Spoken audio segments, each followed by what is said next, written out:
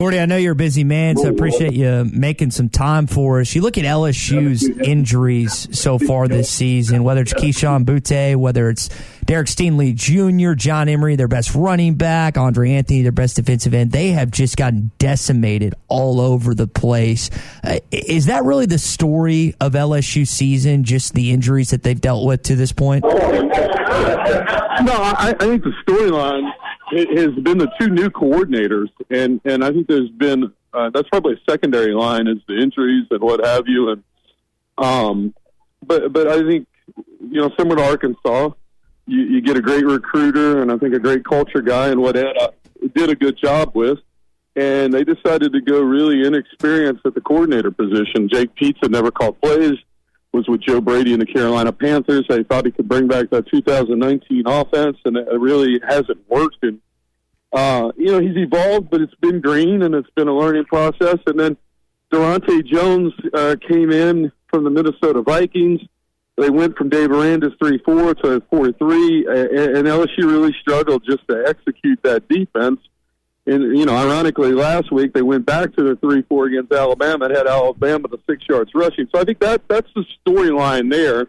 And then I think the second part is the injuries. Miles Brennan was a fifth-year quarterback that got injured and fell in a fishing pier down in Grand Isle, Louisiana, and broke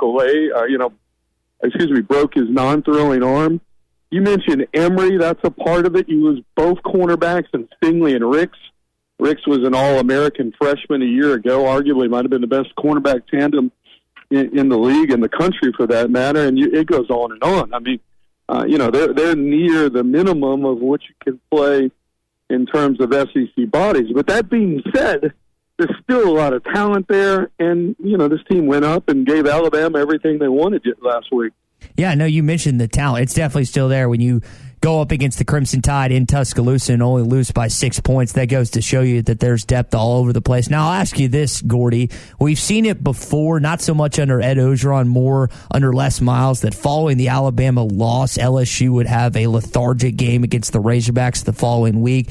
They're still playing for their coach. They still want to do it for Ed Orgeron. He's a really likable guy down there.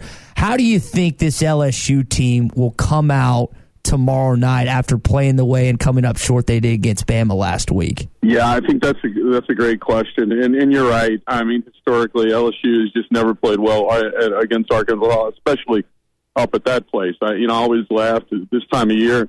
It would be 40 degrees, and Arkansas kids would come out with a sleeveless shirt and shorts on, and LSU'd come out in thermals like they were getting off at Breckenridge, and it was a tough adjustment. I don't know. Certainly the Alabama game, and I think putting everything on the line is a factor. How do they bounce back? But this year, with everything these kids have gone through, right? Offensive line, it was beat up going in an Alabama game. Who's going to be available? We don't know. We won't know until game time. So, all of the above. What's their state of mind right now? And is it, do they want to play for a bowl? At this point, LSU wins 6 games. They go to the bowl. ULM is next week. So you got Arkansas, you got Texas A&M. You got win one of those two. And I think that's $1 million question, and they're kids, and we don't know. And what's hard to read with this team, they played lights out against Florida. They played lights out against Alabama. They laid an egg against Kentucky and Ole Miss, and that's the last 4 weeks. So it's been 50-50. What's the latest on the coaching search? Because that's the kind of the cloud hanging over everything. Everybody wonders about the transition inside and outside of the program. What's the latest? They're at ground zero with this coaching search, replacing Ed Orgeron. Yeah, like Scott Woodward and his crew are keeping it really close to the vest. I mean, it's all rumors at this point. There's rumors and speculation. You're hearing what I'm hearing, and when Mel Tucker, signs an extension at Michigan State, naturally you think you cross him off the list. But I don't. That's the way Scott updates. That's the way he operates, rather. I will tell you, I think he'll go big game hunting, and I don't think it'll. I think he came from A&M back to his alma mater not to make an absolute splash with this hire. And I go back to the baseball hire where everybody and their mama here thought that he was going to hire Mike Bianco from Ole Miss, a former LSU player under Skip Bertman. Heck, they were starting to line up the booster club and all the above, and he winds up getting Jay Johnson from Arizona, and that just kind of came out of the right field. So I don't know. I'm not going to sit here and tell you I got scoop. I don't. I think he's got an idea of who he wants to hire. You're going to have to do it within 48 hours of the A&M game, just with the December recruiting date, and I think it'll be a splash hire. That's my thoughts on it. I think about Kim Mulkey in women's basketball. That was a huge hire that he pulled off there as well. So, but you mentioned the December recruiting date. I mean, you're seeing Texas Tech and other programs that trying to angle and at least name a name, but it limits your options. That's got to be concerning. Arkansas's been through a couple of these with this early signing, and it can be damaging for the long haul for your program. Yeah, that's why I think you got to move quick, and at that point you're asking about names, then, okay, who's not going to be interested? Anybody that's in the college football playoff, even, Nick Saban's not coming back to LSU, but, I mean, that's, I think, so you've at least got to consider that when you're talking names. But you're exactly right with the December signing date. 90 SEC schools, 95% of their class is getting signed there. You've got kids in flux. You've had some decommitments and what have you. Some other kids will look at it as opportunity. But what I'll tell you that makes this year special is that the 7 transfer portal spots, that are available. So you can fix it quickly. You get the right person, and you want somebody that's out there shopping at the key time is my point, and I think that's why LSU act quickly.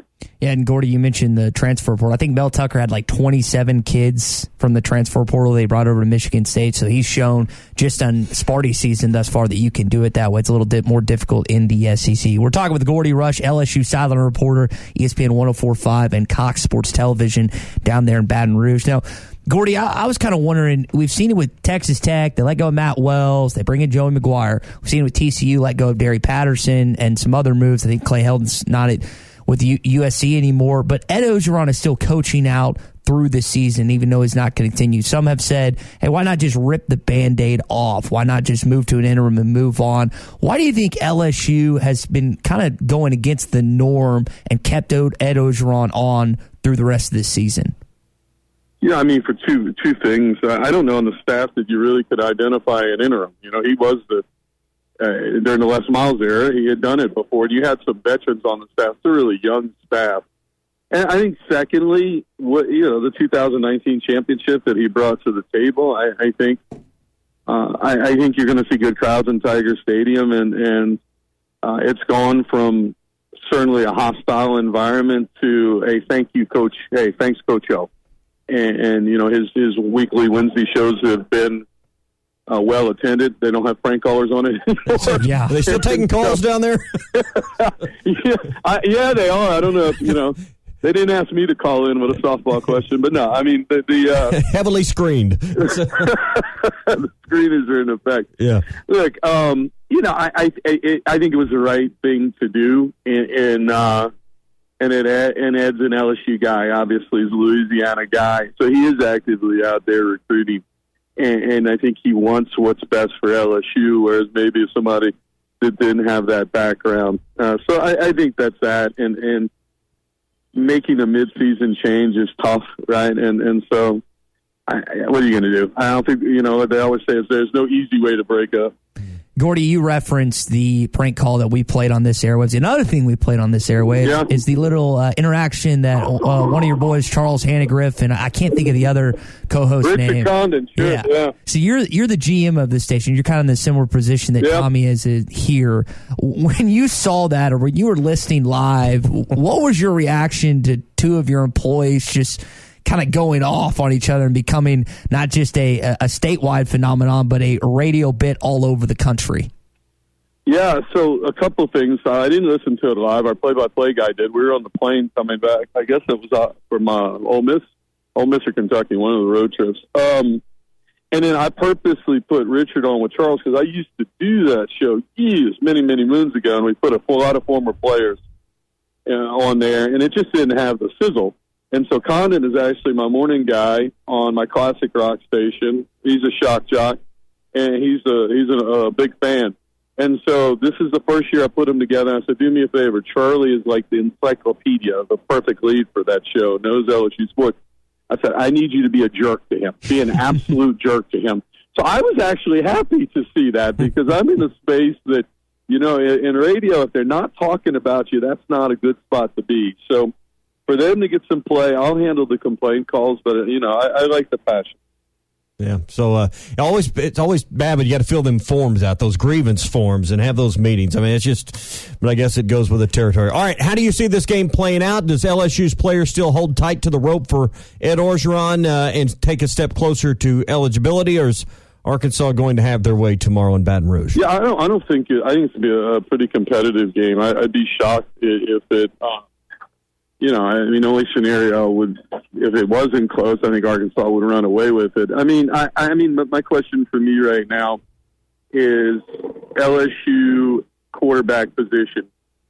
Max Johnson just has not looked comfortable. He played fantastic in the last two games of the season in 2020. In fact, Butte was set a school record, I believe, in receiving.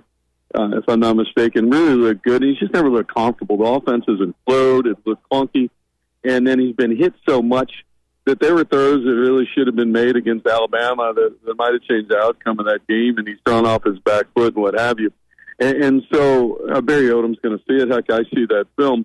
And so for me, real quick, I think it's going to be a close football game. Something similar to what, I don't think it's going to be the highest scoring as what we saw out of Arkansas, Mississippi State, something in the high 20s, low 30s, competitive game. Gordy Rush, LSU sideline reporter, ESPN 104.5 and Cox Sports Television. Gordy, we appreciate your time and insight, and hopefully we're in store for a good game tomorrow night.